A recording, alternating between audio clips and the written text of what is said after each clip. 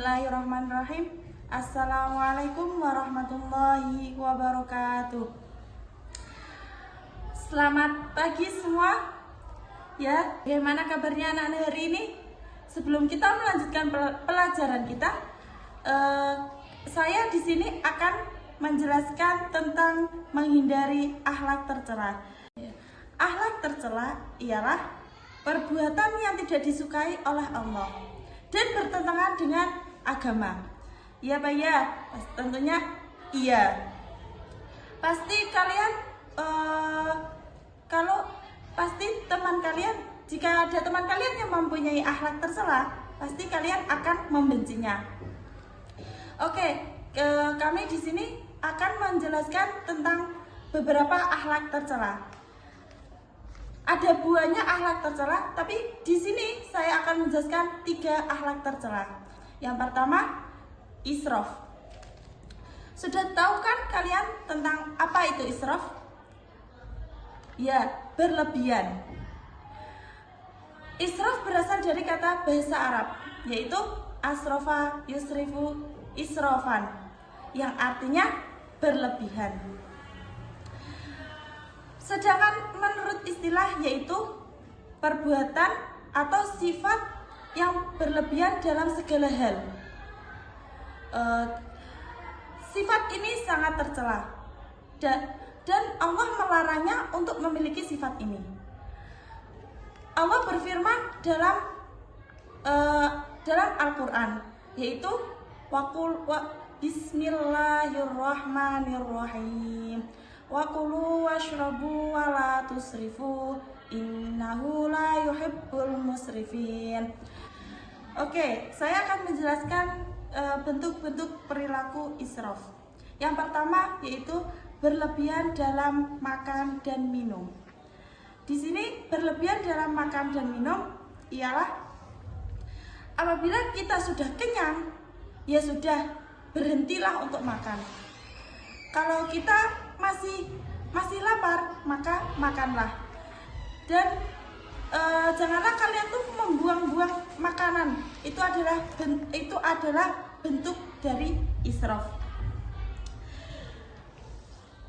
Yang kedua, berlebihan dalam berpakaian. Ya, kita semampunya saja berpakaian, seadanya saja, atau bisa dibilang sesuai dengan isi dompet kita lah. Ya, jangan kok di TikTok, semisal di TikTok ada tren ini, kita harus beli ini, padahal kita pun tidak mampu, ya kan? Jadi belilah sesuai dengan isi kantong kita. Terus yang ketiga, pamer kekayaan. Nggak usah diumbar, ya, pamer kekayaan. Kekayaan yang kita punya sudah dipandang sendiri saja. Dan apabila kalau kita umbar terus kekayaan kita dicabut oleh Allah, maka kita sendiri yang akan malu untuk mempertahankan itu. Dan yang keempat yaitu melakukan ibadah secara berlebihan. Semisal sholat maghrib ada 3 rakaat dan kita melakukannya 4 rakaat karena kita pengen dibilang sok gini ya kan, namanya manusia yang mempunyai hati yang pengen dilihat oleh orang lain. Terus dampak negatif dari melakukan israf. Yang pertama ialah mengakibatkan terhentinya melakukan amal ibadah. Maka kita akan merasa malas ya, malas untuk beribadah, malas untuk mendekatkan diri kepada Allah. Terus yang kedua, menjadi sahabat setan. Apakah kalian mau menjadi sahabat setan? Tentunya tidak. Terus yang ketiga, dibenci oleh Allah. Ya sudah, tentu itu akhlak tercela, pastinya dibenci oleh Allah. Dan yang keempat yaitu menjadi orang yang tercela dan dijauhi oleh teman dan lingkungan di sekitar kita. Pasti kita akan benci dengan orang yang melakukan israf. Ya enggak? Pasti kayak kita sering digunjing oleh orang lain, terus kita sering olah-olah sama orang lain karena ulah perbuatan kita sendiri. Cara menghindari sifat israf. Yang pertama yaitu mendekatkan diri kepada Allah. Yaitu caranya berzikir, mempergiat ibadah, selalu merasa qanaah dengan apa yang kita punya. Terus yang kedua yaitu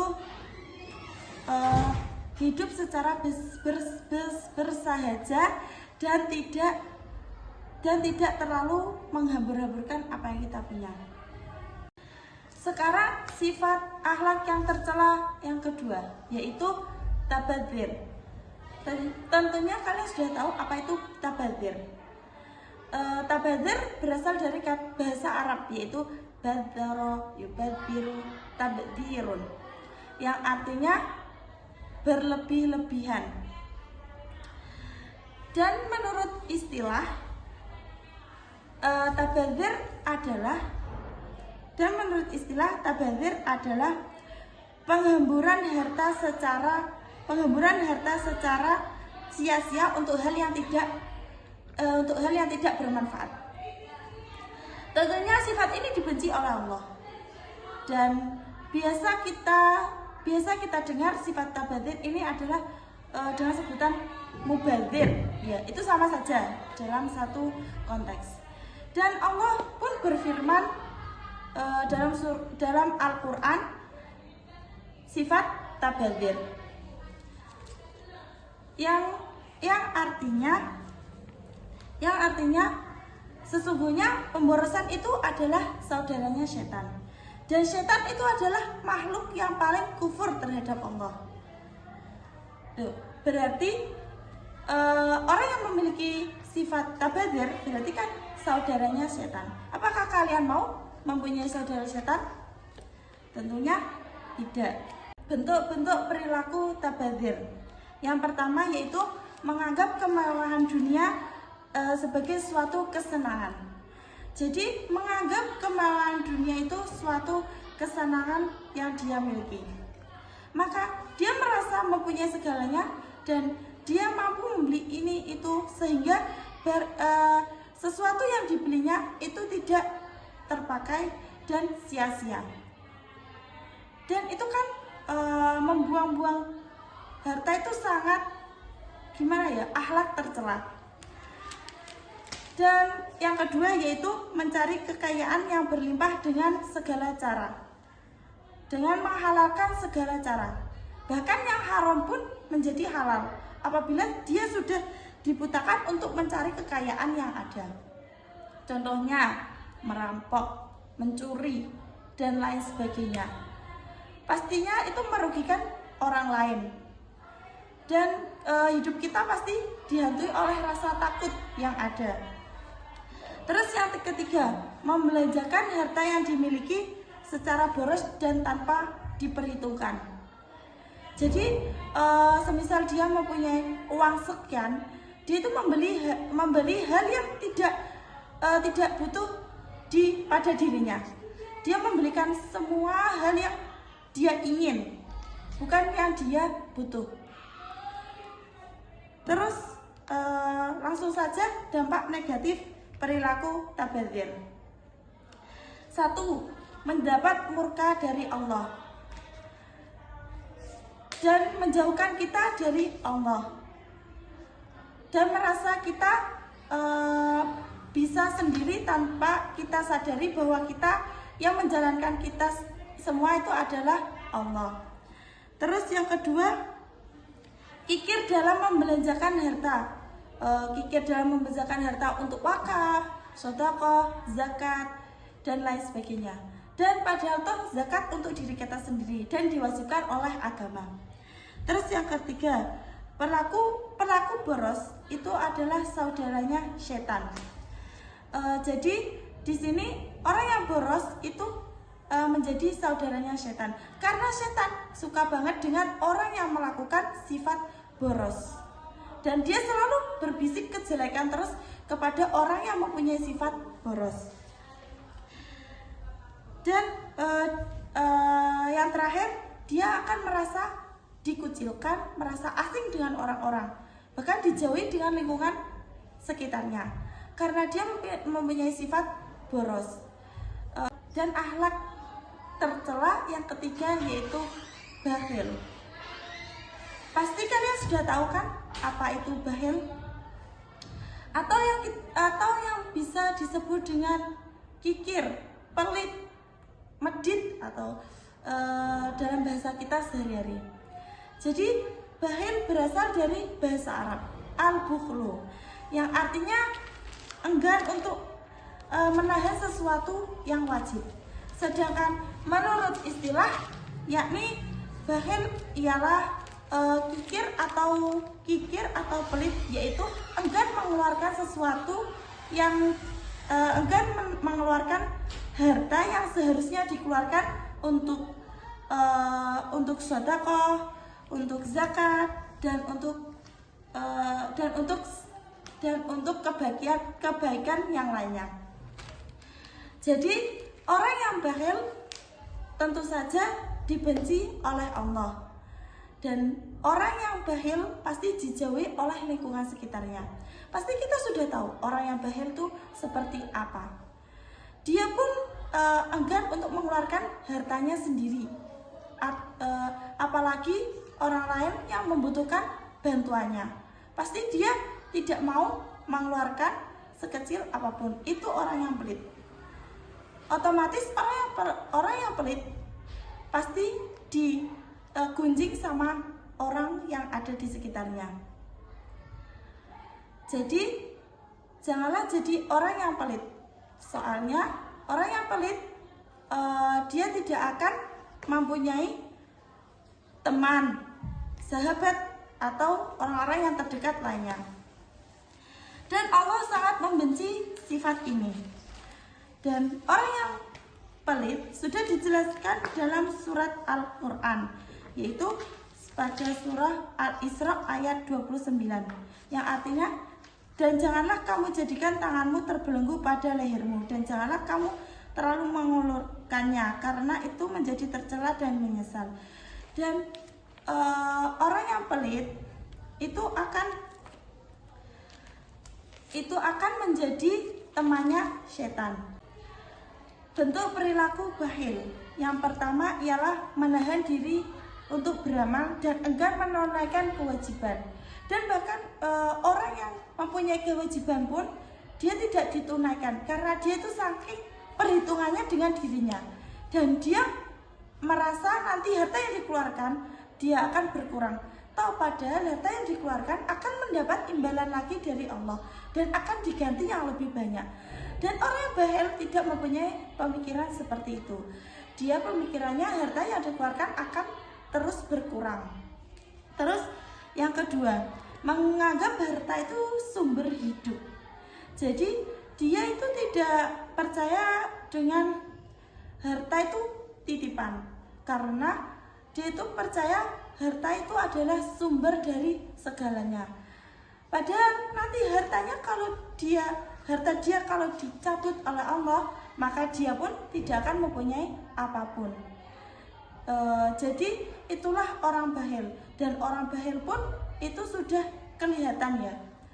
Kita pasti di sekitar kita ada orang yang bakhil, ada orang yang pelit, ya, enggan mengeluarkan entah itu sedekah, entah itu jajan, entah itu makanan, entah itu apa.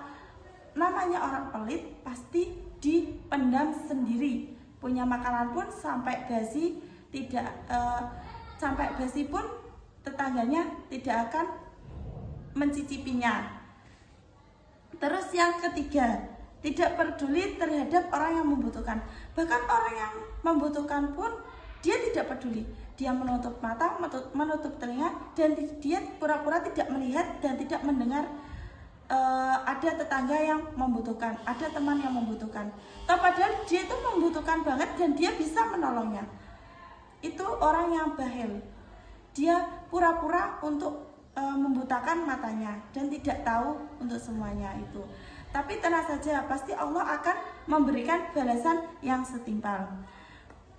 Terlalu cinta harta dan takut miskin, dan dia percaya bahwa harta yang dikeluarkan,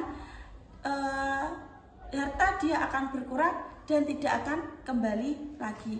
Padahal semua itu akan kembali, dan kembalinya pasti akan lebih. Dan itu sudah saya alami, dan saya sudah melihat orang-orang yang ada di sekitar kita. Padahal dari guru kita kita disuruh untuk senang bersedekah, senang memberi, senang menolong. Itu adalah bentuk dari akhlak yang terpuji, yang mana akhlak tersebut akan menjadikan kita selalu dekat dengan Allah. Sudah. Dampak negatif dari perilaku bakhil, yaitu yang pertama, dibenci oleh Allah, menjauhkan kita jauh dari Allah, ya, menjauhkan kita jauh dari teman, saudara, atau yang ada di lingkungan sekitar kita, karena dia kan benci dengan perilaku bakhil. Menganggap kekayaan hasil dari keringatnya sendiri, dan saya sudah jelaskan seperti yang tadi. Terus yang ketiga, bersikap egois, dan dia bersikap egois dan dia tidak menghiraukan lingkungan sekitarnya. Terus yang terakhir, hilangnya sikap dermawan.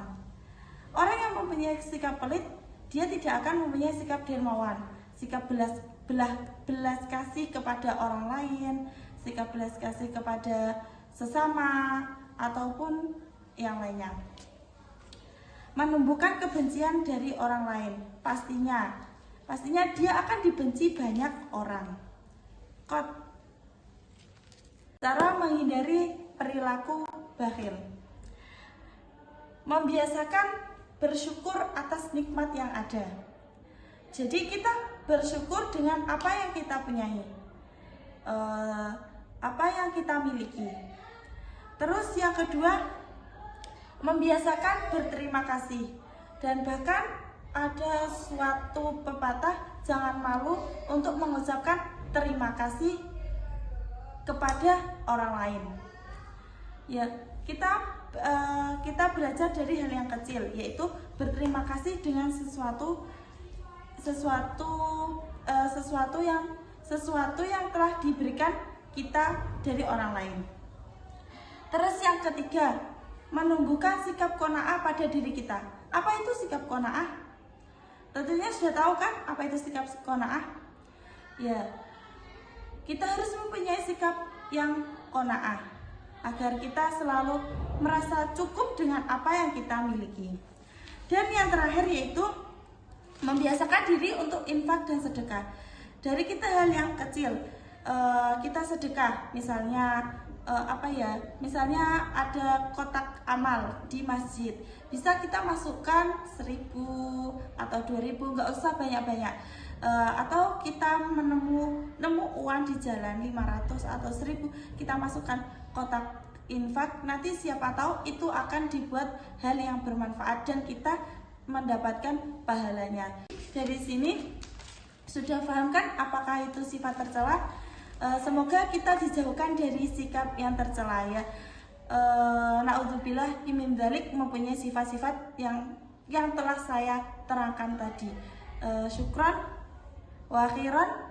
Assalamualaikum warahmatullahi wabarakatuh.